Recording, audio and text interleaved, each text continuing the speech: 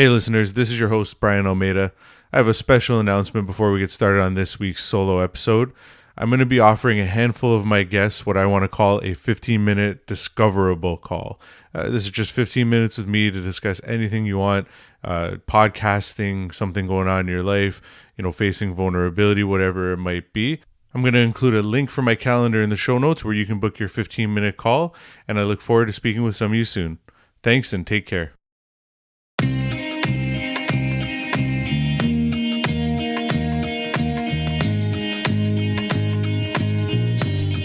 Welcome to the Vulnerable Podcast. I'm your host, Brian Almeida.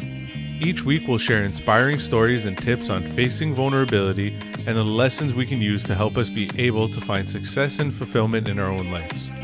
With each episode, we hope to impact one listener, and if anything you've heard has impacted you, we'd appreciate you sharing it on social. Thank you for listening. Now let's get vulnerable. Today is Relatable Thursday. Hey listeners, welcome back for another episode of Relatable Thursday. So this week I want to touch on a subject that I think we hear a lot about today, and as much as maybe it's being talked about too much, I think it's important nonetheless, and I want to share a little bit about my experience. So the subject that I want to touch on today is social media. Like I said, I think, whether it's in other podcasts, in the news, wherever it might be that we're picking up our information, we're hearing a lot about social media these days and the effects of it and so on and so forth. So for me, my story with social media sort of begins around the middle of 2017 when I lost that job that I've spoken about in other episodes. And, for me, it was not a plan. I basically wrote up an article about, my dreams about working for Tesla. And I was encouraged by a friend of mine, Eric Eklund, to put it out on LinkedIn and see what happens. And, it got some pretty good attention, and it got a lot of people reaching out and engaging through comments and messages and all that kind of stuff. And I was like, that feels pretty good. Like, it felt really good to share my story and have people react in such a positive way. And so that sort of encouraged me to continue. I wrote more articles. I started creating content. I started posting more on LinkedIn specifically. I didn't really touch too many of the other social channels. LinkedIn was pretty much all I focused on. And, for the first little while, I would say for the first maybe 6 months, somewhere around there, for me, the reasoning and everything, the reasons I was doing it were all seemed to be in the right place. I wanted to help other people get through sort of whatever they were going through at that time, especially if it was, something like the loss of a job, because I could relate because it had just happened to me. And so, at first it was, I'd get messages, I'd reply back, and I'd, say like, I look forward to connecting and finding ways to sort of build a mutually beneficial relationship here on LinkedIn, and so on and so forth. And, and that was really, like I said, my goal for the first little while, and continued to be my goal, but sort of got pushed back a bit. And the reason I think that, like, a lot of that happened was, I for me at least, I started paying a little more attention to the metrics, which is something I think we can all sort of get addicted to. You start to see the likes go up, the views go up, all that, and it makes it that much more exciting. And it also, I mean, from what they've told us scientifically, it feeds things like dopamine and gives us these highs, and we don't even really realize it, but it's what's happening, chemically inside of our body. And so I started paying attention to that, like I said, and as much as I was still trying to help people, some of that sort of diminished a bit. And then the other part of it was that I was starting to tell stories online that weren't necessary. It wasn't that they weren't true. I don't want to say that I was lying, but there was sort of a stretch of the truth, or that I was only telling part of the truth, I guess is the best way to put it. So I was talking about success, and I was talking about just starting, and I was putting out all this positivity. And meanwhile, in my personal life and behind the scenes, there was some things going on. There was some turmoil in my life, and I wasn't sharing about that. I was just putting out the good parts to try and, obviously motivate and inspire when I needed motivation and inspiration for me and my own self. So like I said, I think for me, like when I realized that the metrics were what was becoming important, and that the messages that I weren't putting out weren't necessarily the full truth, I completely walked away. Like, I just dropped any sort of content I was putting out, and I went and started working on myself as well as my relationships, because that they had taken a hit mainly my marriage, because of the fact that I was putting so much focus and time into social media and into other people, which wasn't fair to my relationship.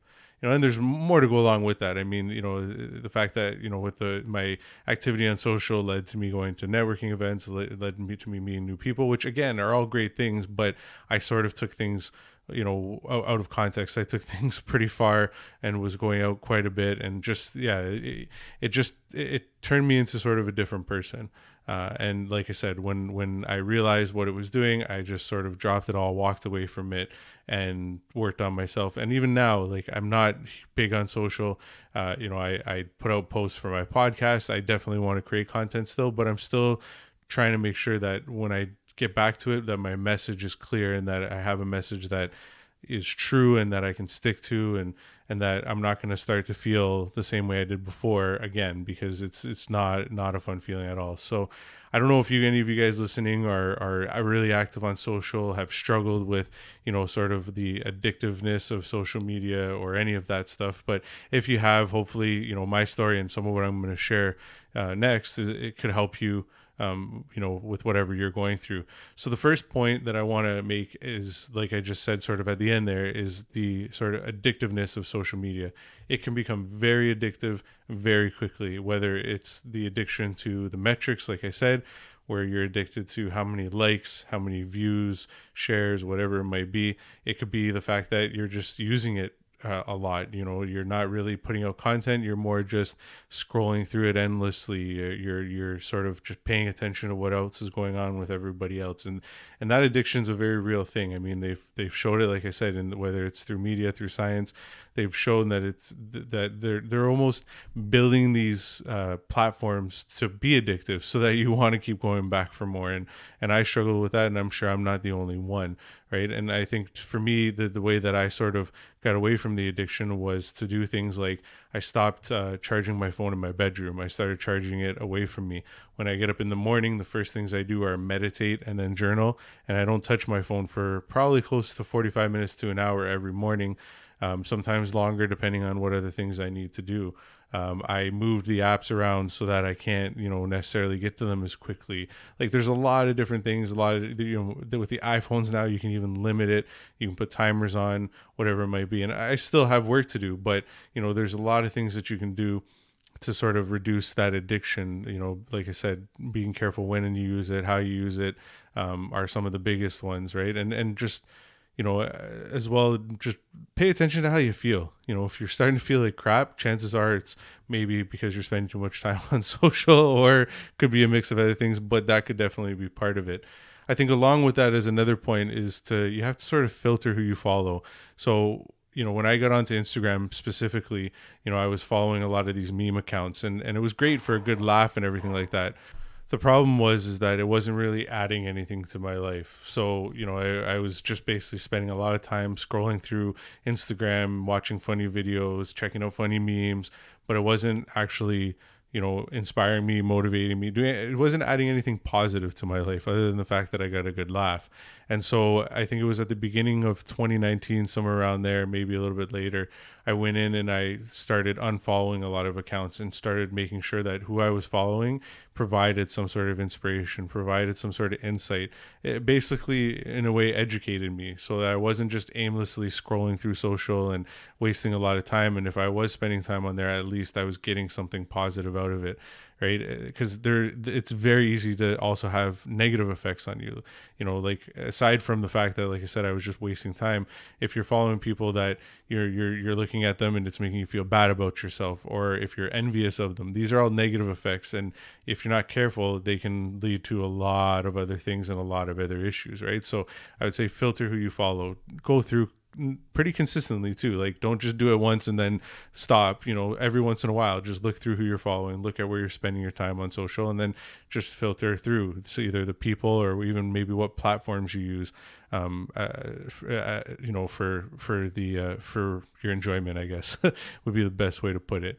Right. Next, I would say, if you're somebody who is creating content or putting out content, you have to look at, how much it's taking out of you in terms of energy, right? Like, constantly creating content can be tiring.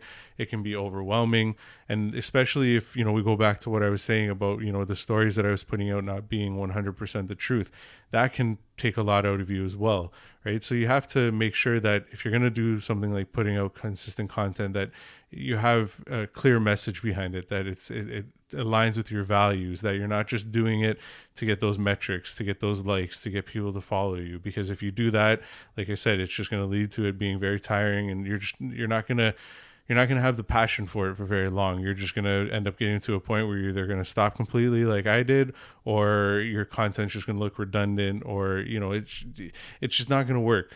Put it that way. Like, I tried, trust me, like I said, I tried putting out content, trying to get the metrics, trying to get the follows. And for a while it worked really well. But then eventually, like I said, I got to a point where I was like, this isn't working for me. Like the motivation of the metrics and everything was just, it was not there anymore. Like I looked at it and I said, that's not what I'm doing it for. So why am I doing it?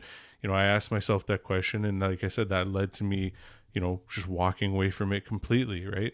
And I think the last thing that I really want to bring up, and this goes to, like I said, again, to that point of telling the truth and everything, and also in terms of other people, is it's very easy on social media to show one persona or one personality or one portion of your life that is very different or unrealistic from your actual life, your real life, right? So, aside from doing that on your own and what that can cause for you in terms of, like, for me, it just made me feel like crap. Like, I just didn't feel good about what I was doing anymore. And it made me question a lot of things about myself and about my life and so on, right? And if you're following people whose persona isn't 100% true online, or who are putting up a facade, that can be damaging, because, like I said, you're following these people, you're looking at their content, you're watching their content, you're, soaking in all that information, and yet at the end of the day, what you're taking in isn't necessarily the truth. It's just something that, they're showing you the fancy car, they're showing you the nice house, they're showing you all these things that they may not even actually own, right? So again, there's a lot of different things when it comes to social media that we have to be careful of, and these are just a few of the points that really stood out to me when I got to thinking about this. It's a matter of making sure you watch how much time you spend, making sure you watch who you're spending that time with, or filtering who you follow. Like I said, it's a matter of not getting addicted to things like metrics. If you're a content creator, it's knowing what your message, what your values are, so that when you're putting things out there, that they're aligned with who you are and what message you want to provide, and what you want to do for the world, right? Like, if you're doing this for yourself, trust me, it's gonna get boring after a while. You want to in some way or another, you want to make sure that what you're putting out there is for other people. It's to help people, to impact people. At least, again, in my opinion, like I said, I could be completely wrong. Some people may not agree with me, but in my opinion, that's what's going to help it be long term. That's what's going to help it not get tiring. So, if you're struggling with any of this, if any of this relates to anything that you're going through, like I say at the end of every episode on Thursdays, reach out to me through social. I know that sort of seems ironic considering everything I just said, but reach out through a DM, whatever. You can book a discoverable call with me. The link is always in the show notes. I'll hop on a call with you guys, let you know more about my personal experience, give you some advice that, where I can provide it. And like I said, I don't know everything, and I may not be right about everything, or, and I'm willing to listen to other people's opinions as well. So reach out, like I said, whichever form you want. And I'm more than happy to have a discussion on this. All right, guys, have a great rest of the week, and we'll talk to you again next Thursday. Take care.